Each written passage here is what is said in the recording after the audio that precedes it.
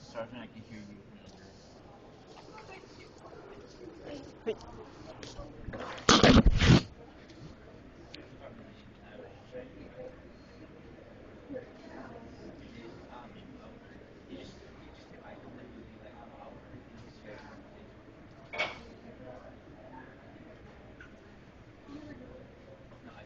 Happy Friday. Scholars. Happy Spirit. Drunk Spirit Day.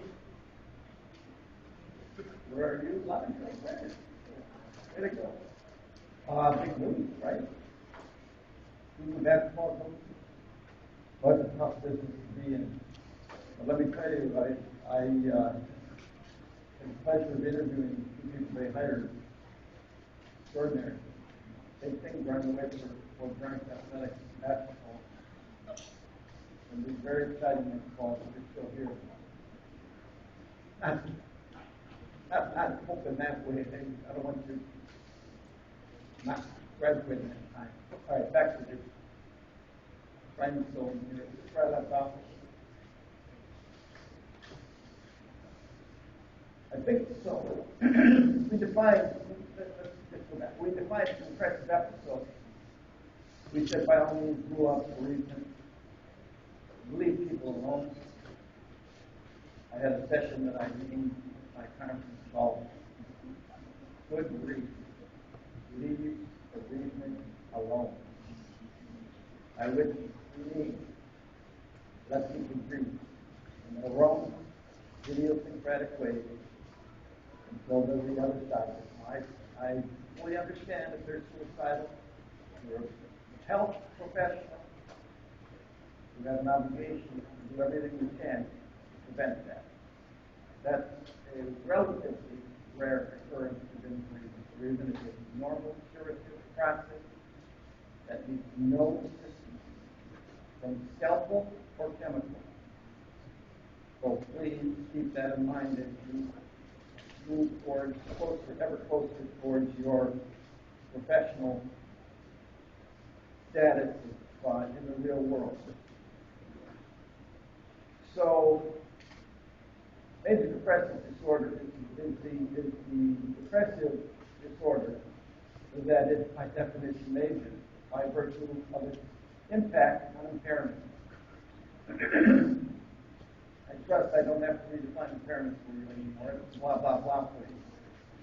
But you'll notice that by definition it's periodic. So there are breaks in between. There is, as you see here, rarely a single episode variety, but we are led to believe by the literature that a single episode is a single episode until the next one occurs. So now when you see a single episode and there's a long period of time between that and the next one, we are reminded that frequently the single episodes turn into the chronic conditions known as major depressive disorder. There must not be any evidence of bipolar or manic episodes, and that reestablishes the oversimplification I made for you. Consider this, remember it. Major depressive episodes can be accompanied by psychotic behavior. So when we visit the psychosis at the end of the course, post-trial being schizophrenia, remember that psychotic behavior, i.e. hallucinations, delusions, can occur in the context of deep bereavement. There, too, mental health professionals are quick to pounce on this as evidence of more than grief. I can only tell you there's a lot more to this. I hope you study this a great deal more before you find yourself in a helping situation. But this gets very complicated, even cross-culturally. I was introduced to a special brand of bereavement with the Mandancy tribe, Native Americans in North Dakota, very early in my career, where it was common practice in bereaving states to sit on the edge of one's bed and carry on a conversation with the person who just died. Now, a mental health professional with blinders on would jump all over that. The commonality of this in that tribe suggests that it's not abnormal at all.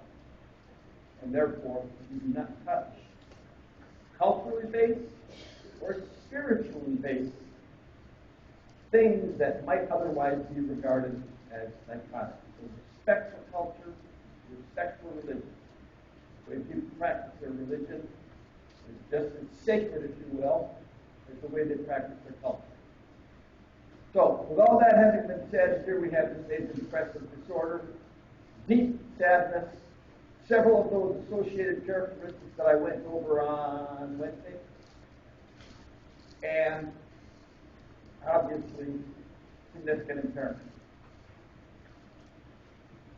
On the other hand, there's this dysthymic disorder, which we used to call, remember I said back to the thing when we did the GAD thing, I said we used to have anxiety neurosis. This is DSM-2. Remember how skinny that thing was? We had anxiety neurosis. We had depressive neurosis. So this is, I guess you might say, a neurotic level of depression. It's defined by the level of impairment more than anything. These people are more functional than those who are in major depressive episodes related to major depressive disorder. These people, in fact, if you take a look at these diagnostic criteria, pretty much live with depression with very little break, but they either do not allow or the depressive experience itself does not significantly impair their ability to function on a day-to-day basis at home, at work, or at school. That is a relative concept. Taken alone, of course it does, or it wouldn't be a mental disorder. But relative to major depressive episodes, the level of impairment is significantly less. I dare say you probably know someone who, if you will, suffers from periodic depression, but carries on with their life. This is where we sometimes sort of abandon the blah, blah, blah phrase for legitimizing the diagnosis and perhaps lean more heavily on the distress B. If you are sufficiently distressed, need help from someone else, you are entering the new arena of mental disorder. It is formalized the moment at which you are in the office of a health or mental health professional. Okay. Persistent depressed, mood lasting for 2 years, no more than 2 months of relief along the way. And only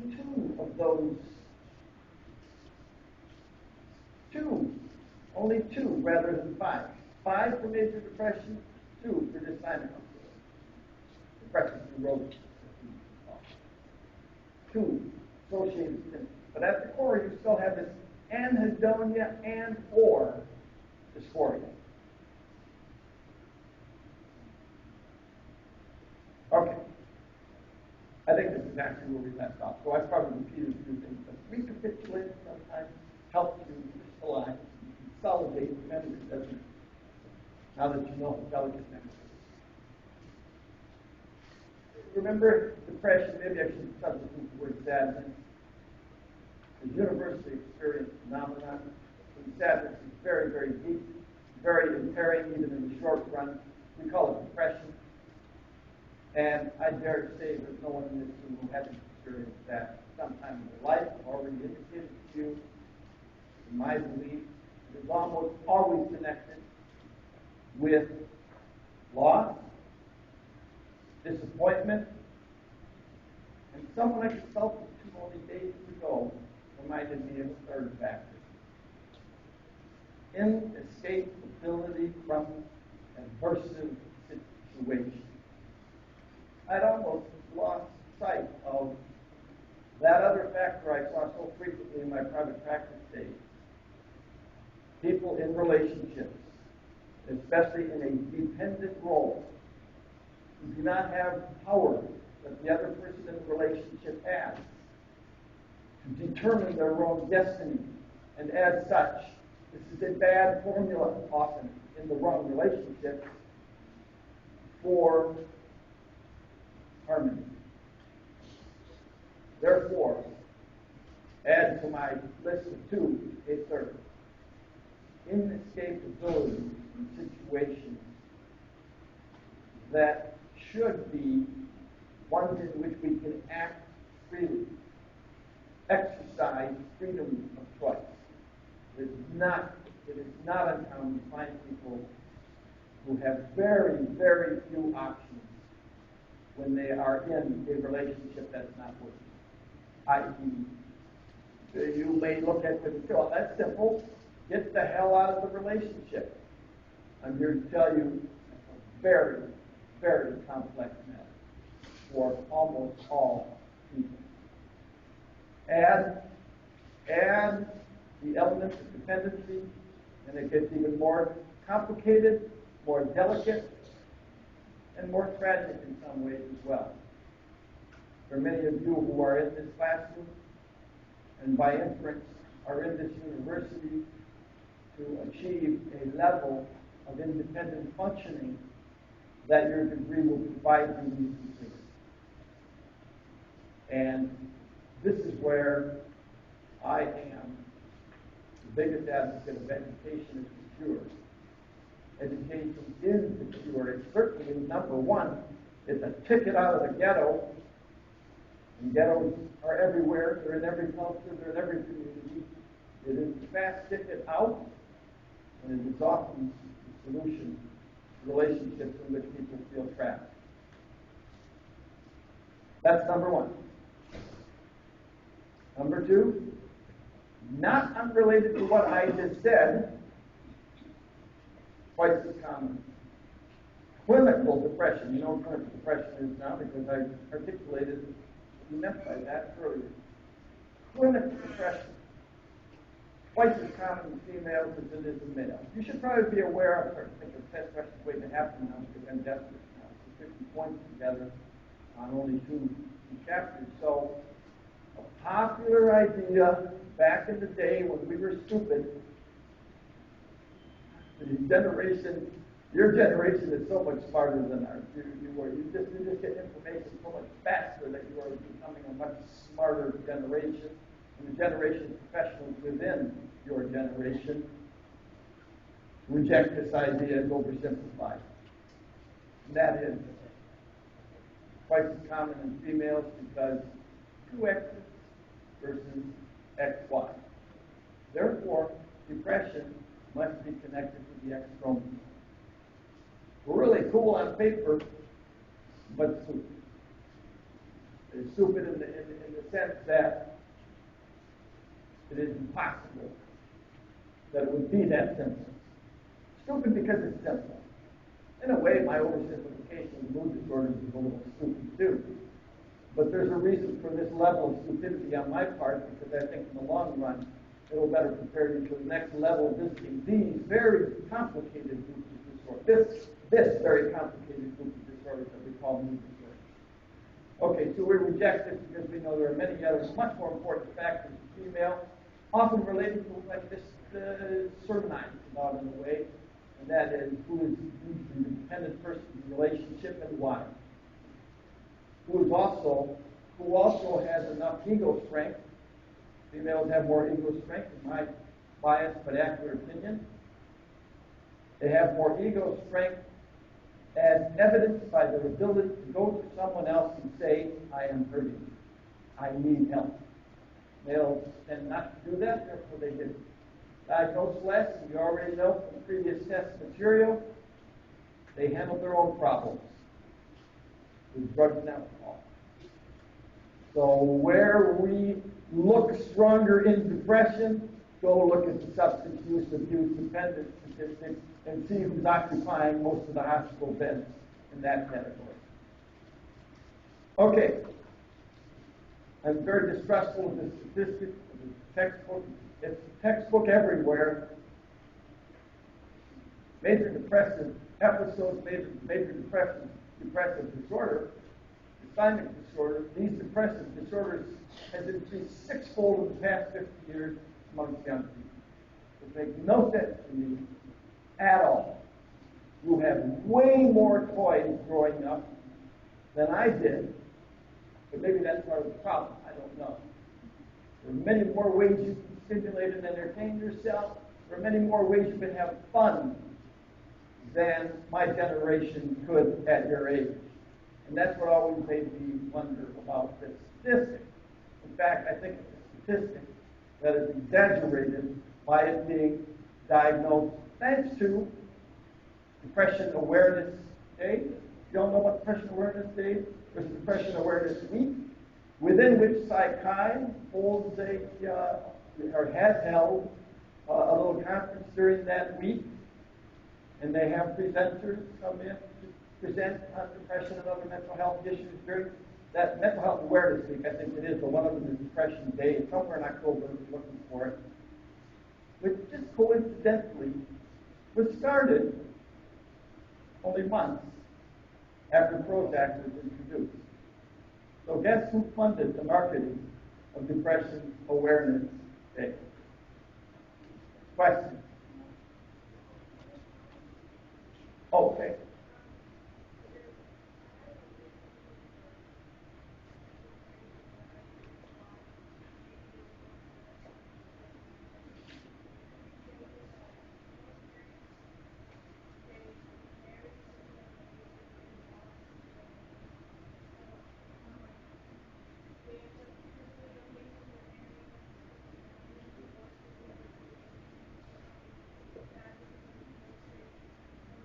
That's so interesting, yeah.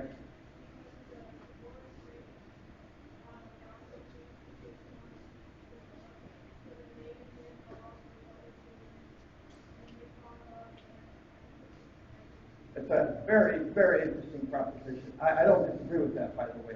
Let me tell you what she just said. I think it's very profound, actually. And I'll reinforce that for you. Because she's saying, look, in my generation and the generation of your parents, divorce was escalating significantly. A lot of it had to do with when we got married. I was 21, my wife was 18, my first marriage, or they said my first marriage.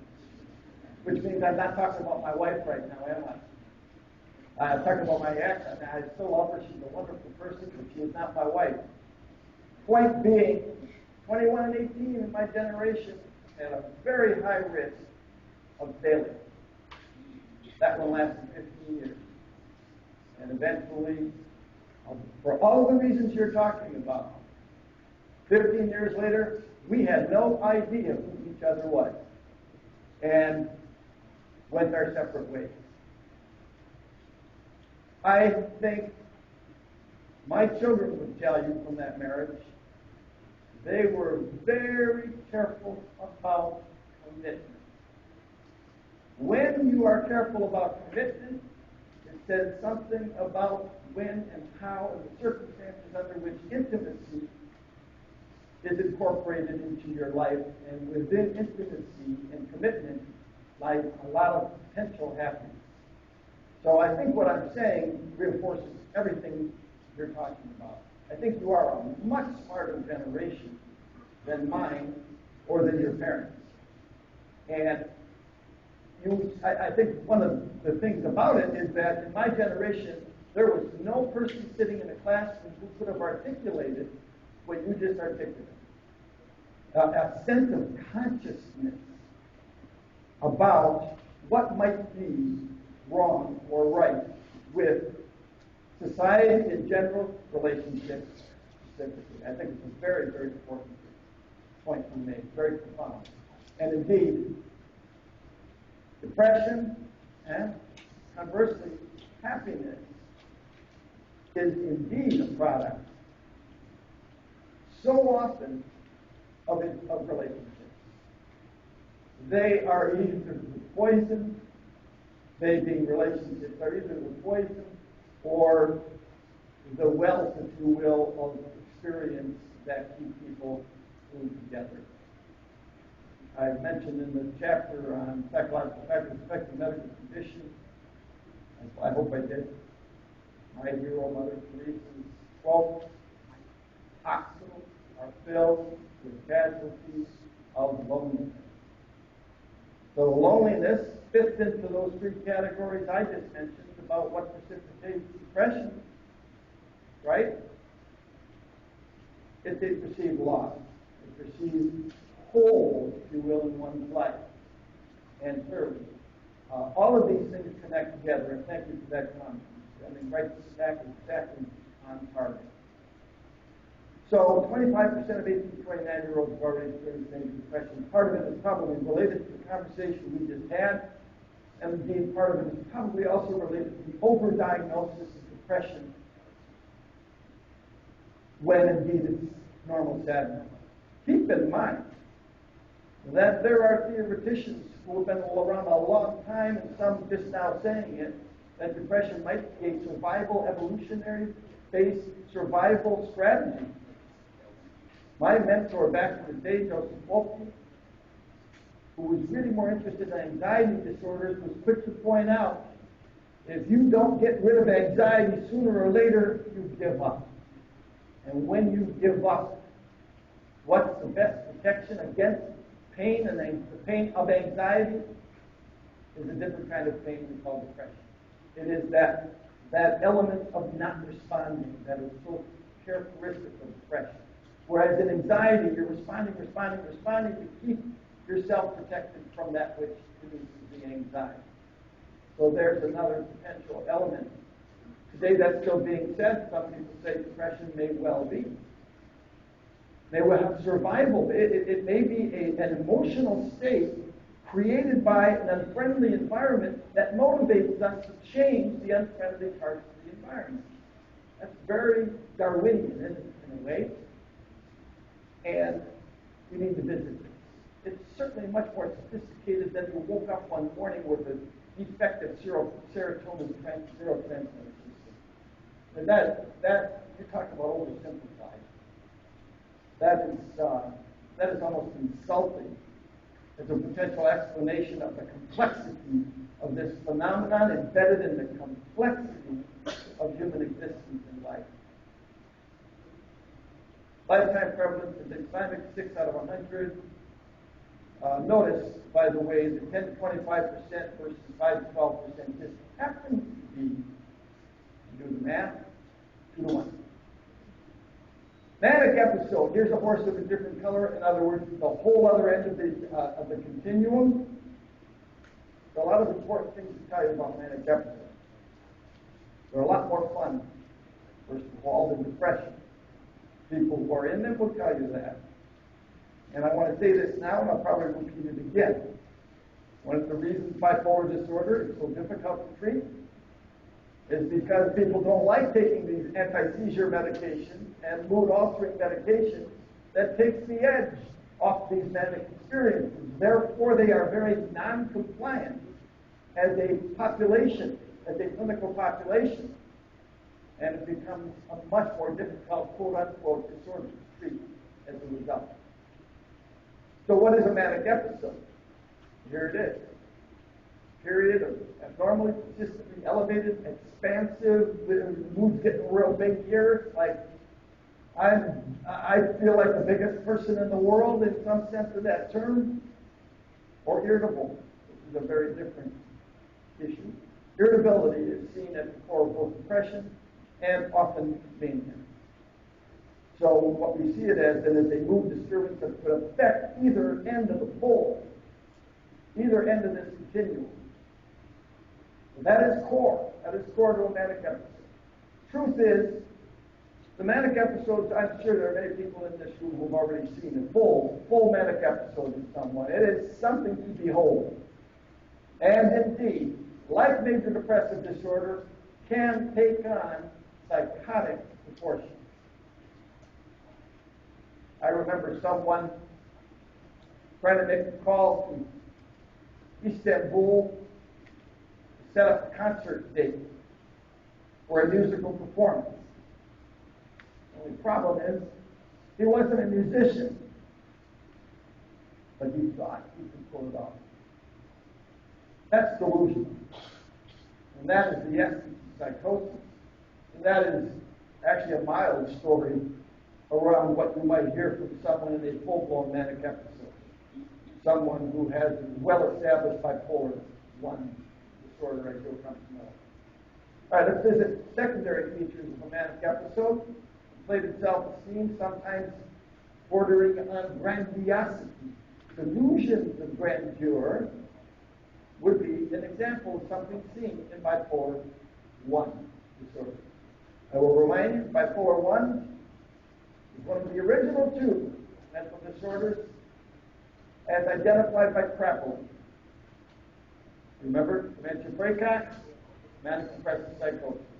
It's still here, it's still rock solid. I would argue that if we're ever going to turn this mental health treatment enterprise upside down and start all over again, we start with those 2 disorders, i.e. schizophrenia and bipolar 1. We spend a lot of time trying to figure out what is wrong with the brain and probably the experiences of these individuals in order to prevent them in future generations. Decreased need for sleep. Notice, it's not sleep disturbance. Manic people in a manic episode aren't oversleeping. They're undersleeping. 2 hours a night, and they feel fine. They're ready to start on. Or no sleep that night, and they're still supercharged. Talkative, pressure to keep talking, light of ideas, these sort of... If you have a conversation with someone in a manic episode where they're still coherent, you may at the end of the conversation go, how the hell did we get on this topic? But if you trace it back, the flight of ideas is actually connected across time. Whereas in someone that you will in fact see in a video very soon, manifesting a very severe form of schizophrenia, you will listen to his accounts and his responses to questions that make no sense whatsoever. There is no connection, nor is there any real coherence to what is being said. That distinguishes why we consider this a thought disorder and this a mood disorder. That mood is just an engine driving these thoughts very quickly, but there is no disorganization of thought like it, which is seen in schizophrenia. Therefore, there is a connectivity. It's just that during the conversation you had, you probably didn't get one word in edgewise, and you will have to think long and hard about how you arrived at the place in that conversation that you find yourself at dinner. Distractibility, I like what you see in ADD. Adult ADD, that's a new, relatively new diagnosis. Adult ADD. Increase in goal activity.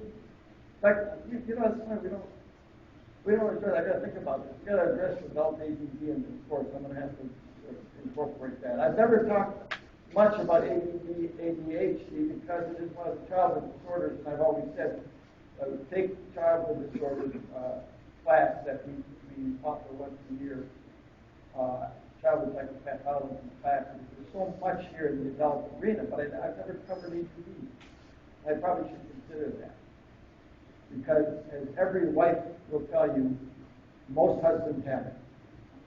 It is highly prevalent, including yours truly. If you don't believe that, ask my wife. It will tell you why I have ADD. And you will probably be less than impressed with regards to using that to establish a bona fide axis 1 mental disorder. But don't tell her that. She has too much fun with the idea. Increase in goal-directed activity. Actually, in these relatively mild manic, if there's such thing, mild manic episodes, these people get a lot of stuff done. They get the garage washed. They do all kinds of things during these manic episodes. Sooner or later, they burn out. And indeed, some, perhaps even most, will burn out and return to a normal level of functioning. Others may burn out and become seriously depressed. Hence, bipolar. But you see, I'm trying to remind you that I don't want you to think about the depression part of the bipolar. Bipolar is diagnosed with manic episode. Manic episode is at the core of bipolar disorder. Okay? Please keep that in mind. It isn't that depression can't occur with it, primarily. First and foremost, it is a manic state that drives this diagnosis. Last but not least, I love the way this is phrased. I mean, there aren't too many words in DSM I admire. I love the way this is put. Excessive involvement in pleasurable activities which have a high potential for pain or negative consequences. What do they mean by that? Credit card, all of a sudden gets run up all the way to the limit. Then you go to the next one, run that one up, maybe even a third one, and run that one up in a manic episode in which that really feels good, and it is, if you will, the target for all of this energy that is looking for a target on. A sudden bout of promiscuity, I hate that term, promiscuity, but it's the only term we have to describe whatever excessive sexual activity is. I still haven't, in all my years of studies, figured out exactly what that is. Here's what we would like to say about promiscuity connected to a manic episode. It is high potential for painful or negative consequences, i.e. the person is not being careful about the fact that one can acquire a disease that will either be chronically a problem or will kill them without treatment. That's the point at which this manic episode becomes clinically significant. This manic episode, defined by a period of promiscuity, becomes clinically significant. I, and most people in the psychological area of sexual dysfunction and sexual disorders, argue promiscuity in and of itself is not a psychopathological state. It is a morally imposed concept onto high sexual activity. And again, very difficult to differentiate, as you'll find in the next segment that we're going to be visiting, to differentiate the point at which high sexual activity becomes excessively high sexual activity. If you know how to do that, by the way, please let me know, because I've been looking for it my entire 40-year career, and it's not there. Not divorced from the issue of safety. That's the most important issue. So, okay, those are two ways in which a manic episode could drive behavior that's dangerous. And driving up your credit card could be dangerous too, right? It's probably a little bit less negative consequences, but certainly financial disaster is a depressing thing to encounter. If outside that manic episode, one would be very unlikely to do that. Okay, there's a manic episode. Rule out medical conditions, substance use and abuse, most notably are what? Smoking crack. Obviously, I mean, there are people who look manic. Other people who look manic on a caffeine trip. So one needs to take that into account. Caffeine is a powerful drug. It is my drug of choice, by the way, and I think it works very effectively. But you overdose on it, you will be in a manic episode, and indeed, you will be psychotic if you take too much of that drug. And one of the ways we induce self-injurious behavior in animal models is with caffeine. All you have to do is load them up past a certain threshold, and they become very disturbed. Let me put it that way. All right. Symptoms of impairment and ability, you know what the blah, blah, blah is all about. Here's something important for you to remember on the next step. There is such a thing as a hypomanic episode. This confused the hell out of me in graduate school. How can someone have hypomania? Well, what they really meant by this term is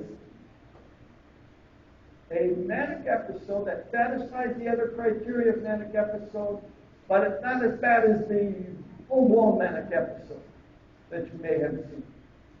It's manic. It's still manic. It might be hypo, but it is still manic. In other words, what we're trying to do are giving terms to categorize levels of mania. Okay, full manic and hypomanic.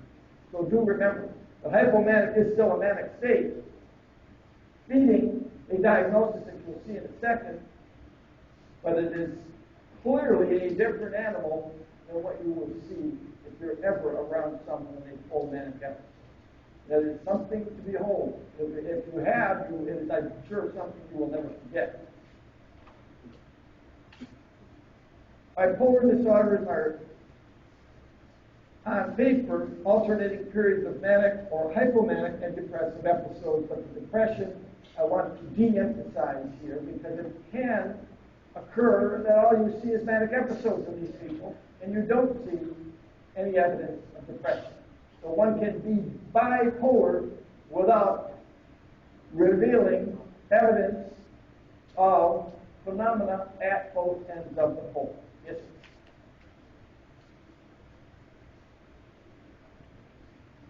A certain number. And I think I have that on the next slide. All right, bipolar 1. And here's the oversimplification. Although this is oversimplified. Just remember that bipolar 1 is at the top of the severity hierarchy.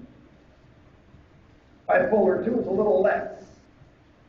Bipolar 2, alternating hypomanic episodes, remembering that hypomania is still named. Do remember also, that's what's going to happen. And remember, we appreciate your reminders. Bipolar 1 equals full-time manic depressive psychosis.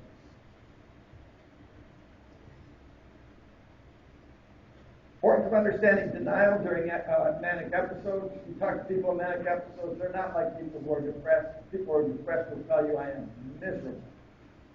People in manic episodes will say, leave me alone, I'm having a good time. There's nothing wrong with me, something wrong with you. You don't have the same level of energy. They tend to be equally distributed amongst the genders, but that's what's waiting to happen. Hey, a lot of kids from Friday group, right? That's what's waiting to happen. 90% of reference cyclers, i.e., at least 4 manic depressive episodes per year, where you're seeing more of this rather than this, 90% of those are female. If we're looking for another reason to never abuse drugs, I'm sure you've already found enough reasons for that. It appears early cocaine use loads the organism for a later diagnosis of bipolar disorder. And in the same way, I mean, to the extent that where's marijuana? Remember we had this conversation on Wednesday. Where's marijuana in the classification of drugs? It's actually in there amongst the hallucinogens, right?